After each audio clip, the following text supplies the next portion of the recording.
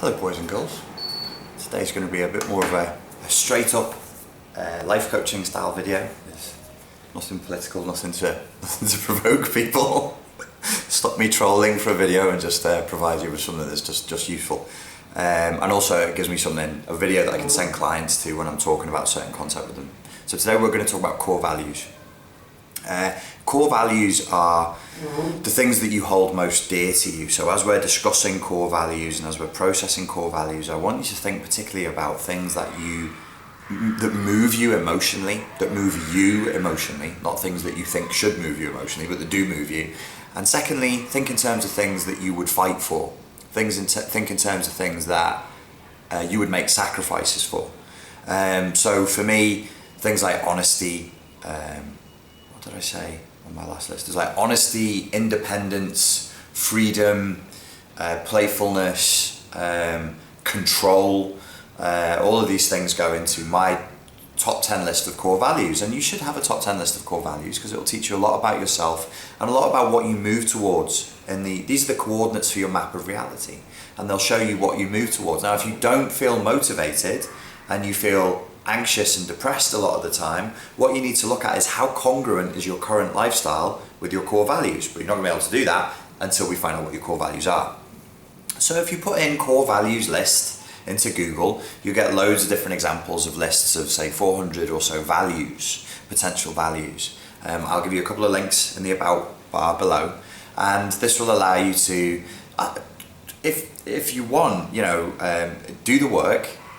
It is rewarding, you will learn a lot. Take out 20 to 30 minutes, just have fun with it. Just put some music on in the background, sit there with a pen and a piece of paper, get right-brained, doodle and draw, and just go through this list and say yes, yes, no, no, no, yes, yes, yes. Pick out all the things from the list that you think apply to you. Get greedy, you'll probably choose 25 core values and then whittle it down and say, okay, if I had to choose between this and this, what would I choose? Eventually you want to whittle it down to about 10 core values, then put them in order of priority. Number 1 being your top priority.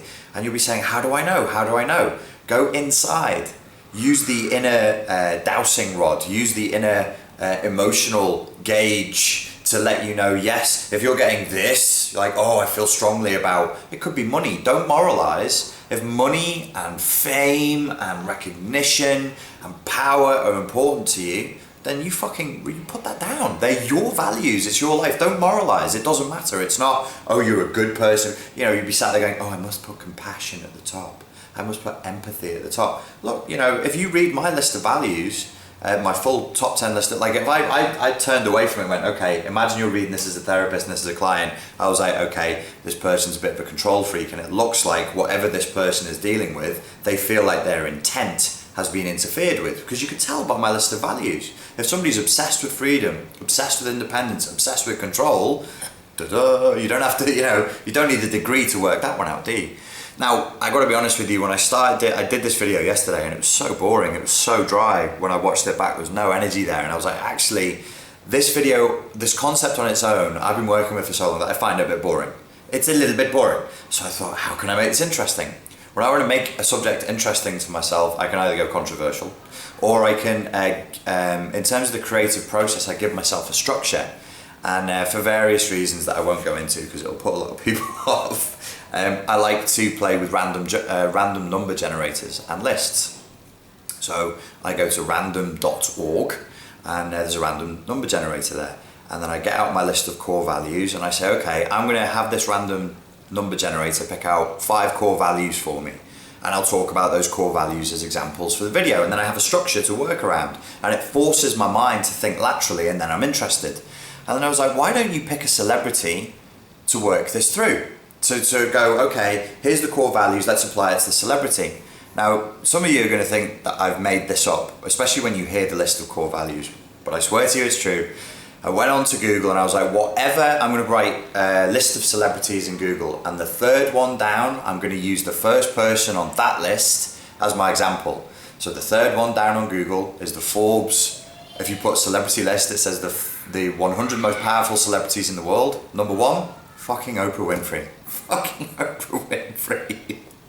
And I was like, oh, Jesus. Okay, let's make this even tougher for myself. Whatever the values are, I'm going to use them to to be nice and not critical of her, because I really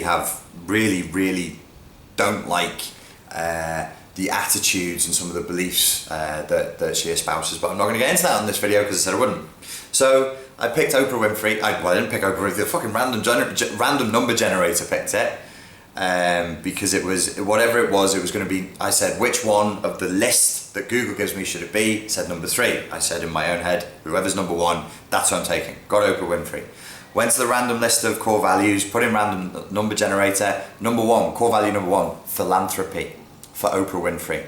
And I was like, damn. Now you can't deny that, rightly or wrongly, for whatever reason that she may have going on, philanthropy is clearly a core value. Now, whether that's a core value for real world Oprah Winfrey or for the brand that is Oprah Winfrey, we can't know that. But we can know that for the brand, the public brand, some of you guys are entrepreneurs. A lot of you, not only am I attracting a lot of singers and people who work in music, but I attract a lot of people who are self-employed. You must understand this. Let me give you some business coaching while we're here for free. If you run a business, you have a brand. The more clearly you clarify your brand's top 3 most important values, the more powerful your brand becomes. Well, one of Oprah's top brand values is philanthropy. Philanthropy. Now you could say it's not real. It's that fake charity in the way that Zizek talks about, like fake charitable notions that are actually just capitalism by the back door. Blah blah blah. It doesn't matter. Philanthropy is clear. You know, she's given money away. She's given people cars. She has a social conscience. How sincere it is, we don't know. So then I looked at the next value, and the next one blew me away as well. Oh, it was majesty. Majesty. It's too easy for me to be sarcastic with this value, but Oprah Winfrey and majesty. Okay, so you're gonna have to think, is that important to her to be majestic? Does she consider herself in some sense a queen? I don't know. Has she ever been called a queen? Well, if you put in Oprah and queen and Oprah and majesty into Google, you'll get a lot of hits. What was the other? So I'm not gonna. Majesty to me is not a value that means anything really. Like I couldn't put that in my list of it's not relevant. But I suppose if somebody has a very strong sense of self and they see themselves as regal and majestic, you know, that's like big, you know, big, glistening, beautiful ego, huge, fattened, bejeweled ego with a crown on it. It's a thing of beauty. You wouldn't want to destroy it because it's so lovely. And then the next 4 values were very interesting. And this is something that, you know, quite sincerely, I think is a really good thing with Oprah. One thing I do actually really like, and it's going to be hard to believe, this comes from a random number generator. You might think I'm full of shit, or you might just go, wow, that's just one of those weird fucking synchronicities. So the next 2 values are alertness and silence. What does Oprah Winfrey have to do with alertness and silence? Well, she is one of the people in the world who Eckhart Tolle should probably thank the most for promoting his books. She opened up his philosophy to a whole, what do you call it in marketing? A whole demographic of consumers that otherwise wouldn't have looked at it. Mr. Holmes, a frequent commenter on my channel, called them, yoga, Buddhist, soccer mums.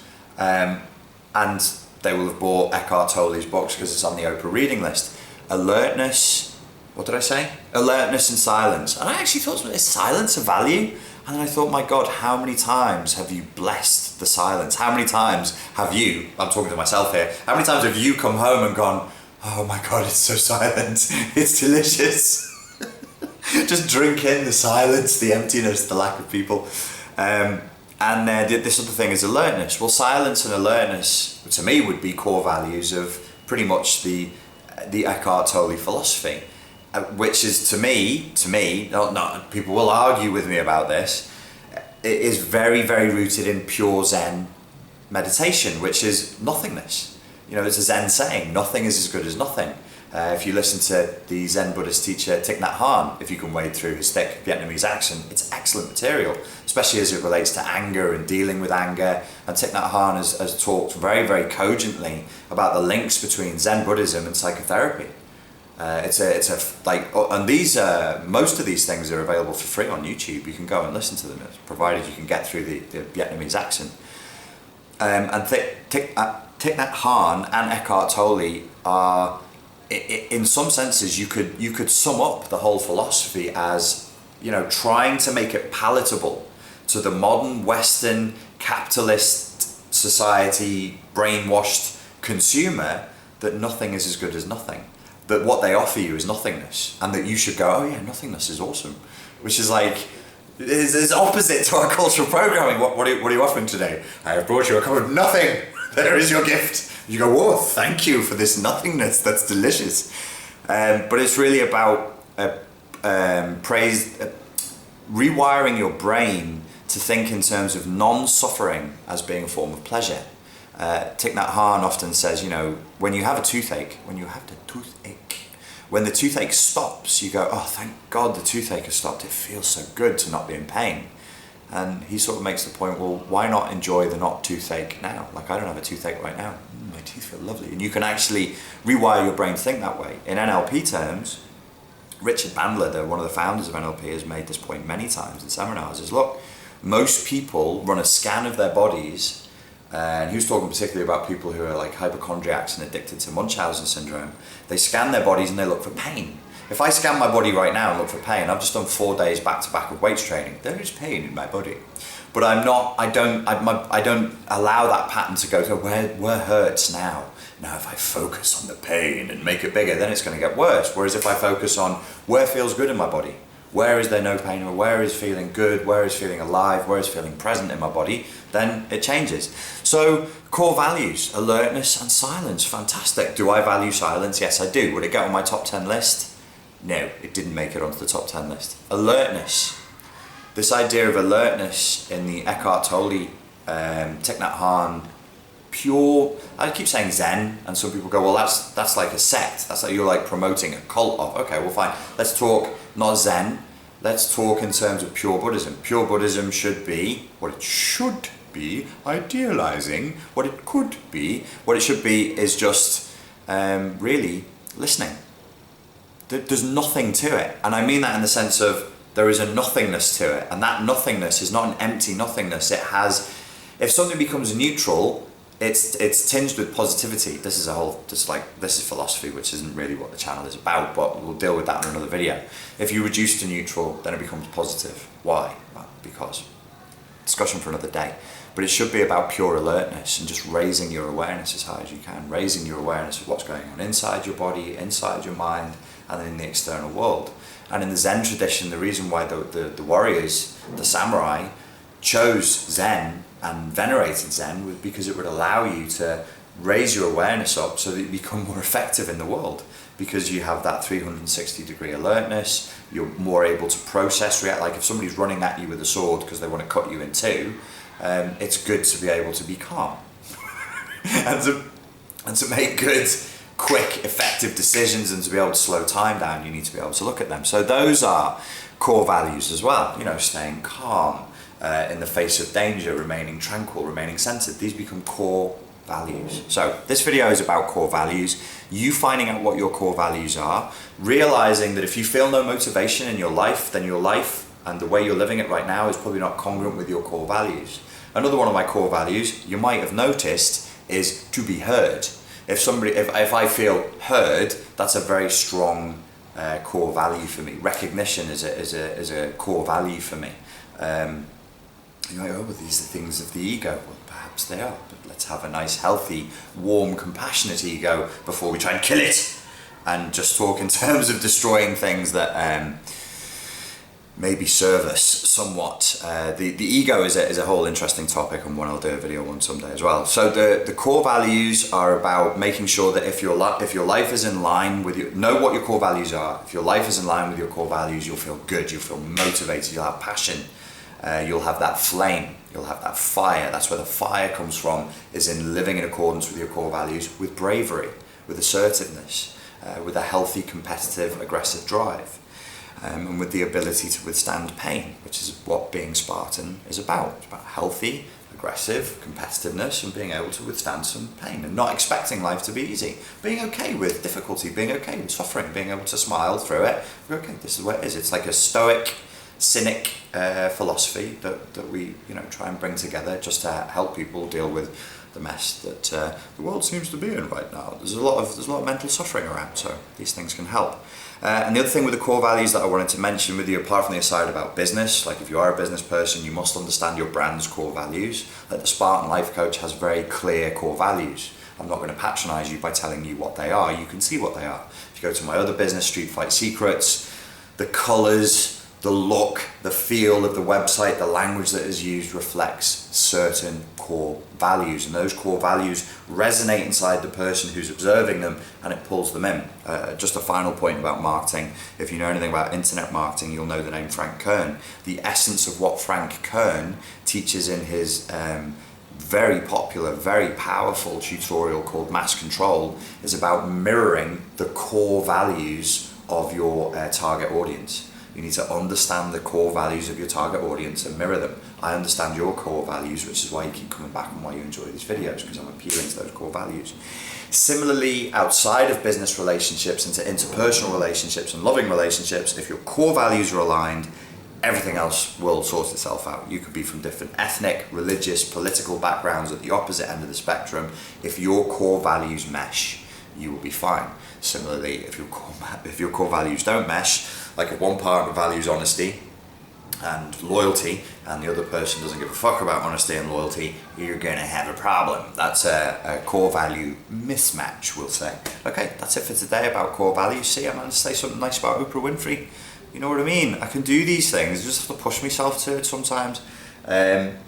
All the details for stuff like don't find your own core values by doing random numbers. I mean, unless you're really stuck and you just need a place to start. Read the whole list, let your RAS, your reticular activation system, scan the list, and your RAS will go that one, that one, that one. Anything that sticks out for you, even if it sticks out as an anti-value, like if you go down the list and suddenly it says money, and you go, oh, that's not a value for me, or ooh, that's a value for me, note it down and see how you feel about it, and try and think, why do I feel this way about it? Focus on how you feel about these core values.